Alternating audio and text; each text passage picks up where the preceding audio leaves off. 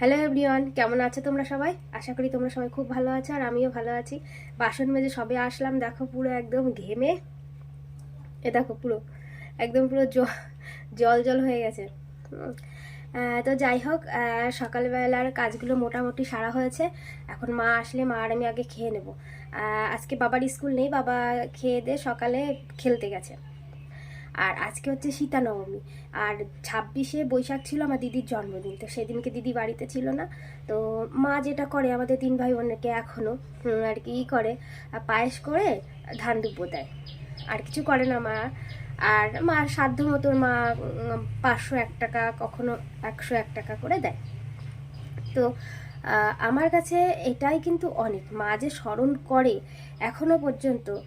দিদির বিয়ে হয়ে গেছে তবুও করে। 501 টাকা কি 101 টাকা সেটা বড় কথা না, উনি যে মনে করে, ওনার যে আশীর্বাদটা, এটাই এটাই অনেক বড় পাওনা। টাকাটা তো বড় কথা না, না। আমার কাছে এটা অনেক বড় পাওনা। অনেকে আছে তার সঠিক জন্মদিন কবে সেসব বলতে পারে না আর কি। তো যাই হোক, আমার মা এটা করে, আমাদের অনেক সৌভাগ্য যে এমন এমন মা বাবা পেয়েছি। যেমন আমার বাবা আমাদেরকে ভালোবাসতো, খেয়াল রাখতো। আজ বাবা নেই, কিন্তু মা আমাদের যথেষ্ট করে, এখনো অবধি করে। তো 26শে বৈশাখ দিদি বাড়িতে ছিল না, দিদির জন্মদিনে দিদি মা যেটা করে সেটা করতে পারেনি। তো আজকে হচ্ছে সীতা নবমী। তো মা ভাবছে আজকে সীতা মাকেও তো আজকে কিছু করে দেবে। তো মা ওটাই করে, যেটা পায়েস রান্না করে সেটা আগে ঠাকুরকে ভোগ নিবেদন করে, দিয়ে তারপরে সেটা দিয়ে আমাদের ধান দুব্বো দেয়। তো এখন মা আসবে বাড়িতে, এসে টুকটাক যে কাজগুলো আছে, রান্না আছে, সেগুলো দুজনে মিলে সারবো। সেরে দিদিকে আসতে বলেছি তাড়াতাড়ি করে। দিদিও একটু বাড়িতে পুজো দেবে। আর তারপরে মা পায়েসটা করে দিদিকে ধান দুব্বো দেবে। তো সবটাই তোমাদের সাথে শেয়ার করার চেষ্টা করব। তো চলো আজকের ব্লগটা দেখতে থাকো। মার আর আমার সকালের খাবারটা কমপ্লিট হয়ে গেছে। এবারটা মা সবজিটাও বলছে কেটে নেবে, নিয়ে স্নান করে এবারটা ঠাকুর ঘরের দিকে চলে এসেছে। মানে আগে পায়েসটা তাড়াতাড়ি করে নেবে, যত তাড়াতাড়ি পায়েসটা করতে পারবে তত তাড়াতাড়ি পুজোটা হবে, আর তারপরে তাড়াতাড়ি করে দিদিরে ধান দুব্বো দিয়ে আশীর্বাদটাও করতে পারবে, সেই জন্য। তো মা পায়েসটা করছে, আমি একটু মাকে সাহায্য করে দিলাম, মানে গুছিয়ে দিলাম। যেমন কাজুগুলো গুঁড়ো করে দিলাম, একটু আধ ভাঙা করে দিলাম কিছুটা, আর কিশমিশগুলো ধুয়ে দিলাম, এগুলো টুকটাক গুছিয়ে দিলাম। আমিও ঠাকুর ঘরে কাজেই রয়েছি স্নান সেরে। তো পায়েসটা দেখো হয়ে গেছে, এবারটা ভগবানকে ভোগ নিবেদনও করা হয়ে গেছে। আর এদিকে ভাবছি এই বছর না এখনও গোপালকে লিচু দিইনি। আগের দিন তালের শ্বাস নিয়ে এসেছিলাম, সেটা দিয়েছি, কিন্তু লিচু এখনও দিয়ে পারিনি। তো লিচু নিয়ে এসেছিলাম, তো সেগুলো দেবো এখন গোপালকে। আমি ছুলছি, এর মধ্যে আমার বাবা এসে মাতব্বরি শুরু করে দিয়েছে, ও ছুলে দেবে করে। তো বছরের যে কোনো ফল না প্রথমে আগে গোপালকে নিবেদন না করে, গোপালকে না দিয়ে খেতে জানি মন চায় না। মনে হয় জানি গোপালকে আগে দিই, তারপরে নিজেরা খাবো। তো আগের দিনকে আমি তালের শ্বাসটা তাড়াতাড়ি নিয়ে এসেছি। আগের দিন মানে প্রথম দেখলাম যে হ্যাঁ বাজারে উঠেছে, তাড়াতাড়ি করে নিয়ে আগে গোপালকে নিবেদন করেছি, না হলে ভুল করে আবার যদি কোনো দিনও মুখে দিয়ে ফেলি।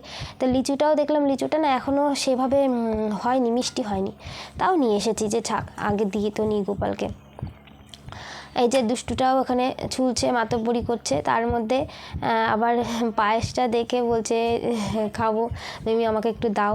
তো ঠাকুরকে দেওয়া হয়ে গেছে, তারপরে ওকে দিয়েছি, আর কীর্তিকা পড়তে এসেছিল ওকেও দিয়েছি। আর এদিকে মা রান্নাঘরের দিকে চলে এসেছে। দিদি দুপুরবেলা দুটো ভাত খাবে আমাদের বাড়িতে আজকে। তো পনির রান্না করছে মা, আর আমি এদিকে পড়াচ্ছি, পুজো দিচ্ছি, তার মধ্যে টুকটাক করে একটু একটু করে ভিডিও করছি। তো খাচ্ছে, আমি বললাম বাবা পায়েসটা কেমন হয়েছে, বলছে খুব ভালো হয়েছে। আর এদিকে জামাইবাবু এসেছিলো এই দিনকে, মানে জামাইবাবুর তো ছুটি হয় না, ওই মানে সপ্তাহ অন্তর যখন পিয়ার লাগে তখন একদিনের জন্য হলেও একটু বাড়িতে আসে, ঘুরে যায়। মানে ছেলেটাকে না দেখতে পারলে মনটা খারাপ লাগে, তো তাই জন্য। আর এদিন ছিল জামাইবাবুর নিমন্ত্রণ, মানে দিদিদের নিমন্ত্রণ ছিল। দিদি আর যায়নি, জামাইবাবু আর তিতাস দুজনে মিলে গেছে। ওই যে বাব্বাটা দুজনে মিলে এখন যাচ্ছে নিমন্ত্রণ খেতে। আর আমার পুজো কমপ্লিট হয়ে গেছে, এবারটা মাও চলে এসছে, মার রান্না হয়ে গেছে। দিদিকে ধান দুব্বো দিয়ে মা আশীর্বাদ করে নিচ্ছে।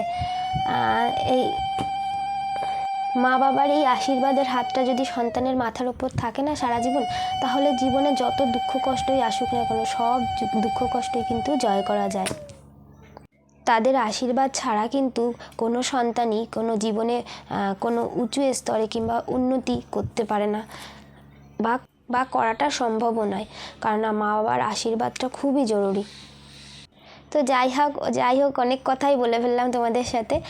আর তো দিদির জন্মদিন হচ্ছে 26শে বৈশাখ। তো 26শে বৈশাখ না হয়ে যদি দিদির জন্মদিনটা 25শে বৈশাখ হতো তাহলে আমার কাছে মনে হয় জানি বেশি ভালো হতো। কেননা 25শে বৈশাখ একটা বিশেষ দিন, তো সেই দিন হলে জানি একটা আলাদা রকমের ফিলিংস হয় মনের ভেতরে, যে মনে হয় যাক এই দিনটা বিশেষ দিন। আর বিশেষ করে একজন মহাপুরুষ রবীন্দ্রনাথ ঠাকুরের জন্মদিন, এই দিনে আমার জন্মদিন, তো নিজের জন্মদিনটাও বিশেষ স্পেশাল হয়ে যায়। তো এখানে মা দিদিকে পায়েসটা খাইয়ে দিচ্ছে। আর এরপরে মানে জ্যৈষ্ঠী মাসেই আবার আমার দাদারও জন্মদিন আসছে। তো 1 মাসের ডিফারেন্সে দিদি আর দাদার জন্মদিন, কিন্তু আমার জন্মদিনটা আবার একটু পরে, আমার জন্মদিনটা পৌষ মাসে, যেটা আমার কাছে ভীষণই একটা বিরক্তিকর ব্যাপার বলে মনে হয়। আর এইবার মা আমাকে আগেই দিদির জন্য একটা ব্লাউজ আনতে বলেছিল, যে 3/4 হাতা একটা সুতির ব্লাউজ এনে দিস দিদির জন্য। মাই টাকা দিয়েছিল, তো আমি এনে রেখেছিলাম দিদি যেই দোকানটার থেকে কেনাকাটা করে সেই দোকান থেকে। তো সেটা দিল আর 101 টাকা দিয়ে দিদিকে আশীর্বাদটা করে নিল। আর এখানে দেখো দিদিকে যে ধান দুব্বো দিয়ে আশীর্বাদ করেছে সেইগুলো ওর গায়ে, সারা গায়ে লেগে রয়েছে, মাথায় লেগে রয়েছে। তো এগুলো মা আবার খুঁটে সরিয়ে ফেলছে, যে জানা হলে আবার ও যখন উঠবে সেগুলো ঝরঝর করে পড়বে মাটিতে, আর এগুলো মা পায়ে লাগাতে চায় না। এগুলো খুঁটে আমি এবারটা বাইরে কোনো গাছের গোড়ায় টোড়ায় ফেলে আসবো। এরই মধ্যে দেখো এই যে আমার সখীগণ চলে এসেছে। চানাচুর এখানে কি হয়েছে, বাবা যখন পায়েস খেয়েছিল বারান্দায় না একটু পায়েস ফেলেছিল, আর পাখিটাই এসে খেয়েছিল পরিষ্কার করে। তো মা বলছে তাহলে চানাচুর তো রয়েছে, খাচ্ছে না যখন, এবার একটু পায়েস দে। তা পায়েসটা দিলাম, তা দেখি খাচ্ছে পাখিগুলো বেশ। তারপরে মা দিদিকে খেতে দিয়ে দিয়েছে। যার জন্মদিন থাকে সে আগে খাওয়া শুরু করে, তারপরে বাকি সবাই খাওয়া আরম্ভ করে, মানে সে আগে খাবারটা খাবে, যে কোনো খাবার আগে তাকে দেওয়া হবে। তো হয়ে গেছে এবারটা, মা আমি আর দিদি খেয়ে নিয়েছি, বাবা আর জানু তো গেছে নেমন্তন্ন খেতে। এর মধ্যে দাদা এসেছে, দাদা আবার দিদির জন্য 2টো শাড়ি নিয়ে এসেছে, বলছে যে কোন শাড়িটা বেশি ভালো সেই শাড়িটা রাখতে। তো দেখো তো 2টো শাড়ি তোমাদের দেখানো হচ্ছে, কোন শাড়িটা বেশি ভালো লাগছে তোমরা কিন্তু কমেন্টে জানাবে। কিন্তু আমার কাছে কিন্তু 2টো শাড়িই বেশি মানে খুব ভালো লাগছে, কোনটা যে নিতে বলবো সেটা আর বুঝতে পারছি না। দিদিকে জিজ্ঞেস করলে দিদি তো বলবে না কিছু, বলবে হ্যাঁ 2টোই ভালো, ও আর কিছু বলে না। তো আমার কাছে এই ওপরের যে গোলাপি রঙের শাড়িটা না, এটা বেশি ভালো লাগছে। বাটিকের শাড়িটাও ভালো, কাপড় দুটোরই বেশ ভালো। তারপর দুপুরের খাওয়া দাওয়া সবার কমপ্লিট হয়ে গেছে। আর খাওয়া দাওয়ার পরে আজকে বেশি টাইমও ছিল না, খাওয়া দাওয়া করে উঠতে 3:30 বেজে গেছে। তারপরে একটু বসলাম সবাই মিলে। তারপরে বাচ্চারা চলে এসেছে পড়তে, তো পড়াতে বসে গেছি। আর এই দিন এত গরম পড়েছে না, এত গরম পড়েছে যে মানে পাগল লাগছিল গরমে। বাচ্চাগুলোকে কিছুটা বাইরে বসিয়েছি, বাইরে আবার দিদি মা তারপর জামাইবাবুও ছিল, গল্প করছিল, ওই জন্য বাইরে আর বেশি বাচ্চা বসাতে পারিনি। বাইরে কুলারটা চালিয়ে সবাই বসে গল্প করছিলাম। তারপরে জামাইবাবু বাড়ির দিকে গেল, আর এখানে বাচ্চা কটা ওকে বসিয়েছি, কিছু ঘরে কিছু বসিয়েছি, বিছানার পরে বসিয়েছি, এরমভাবে বসিয়েছি। মানে গরমে অস্থির লাগছিল, এতটা গরম পড়েছে না। ভাবছিলাম কি আজকে বিকেল আর পড়াবো না, ইচ্ছা করছে না পড়াতে। তারপরে ভাবলাম আবার যদি বন্ধ দিই বাচ্চাগুলোকে আবার শনিবার রবিবার দেখে পড়িয়ে দিতে হবে, সেটা আবার আমার কাছে আবার এক বিরক্তিকর ব্যাপার লাগে। শনি রবিবার একটু ছুটিতে থাকবো, তার মধ্যে যদি আবার পড়াতে হয় না, অস্বস্তি লাগে। আর তারপরে সব বাচ্চাটা ছুটিও থাকে না যে আমি পড়াবো। তো পড়ানো হয়ে গেছে, আর এখানে বাবা দুষ্টুমি করছে, খেলা করছে, আর আমি মা দিদি বসে একটু গল্প করছিলাম।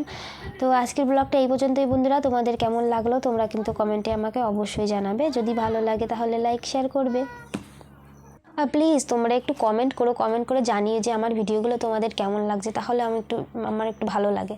তো আজকের মতো এই পর্যন্তই, ভালো থেকো, সুস্থ থেকো, বাই বাই।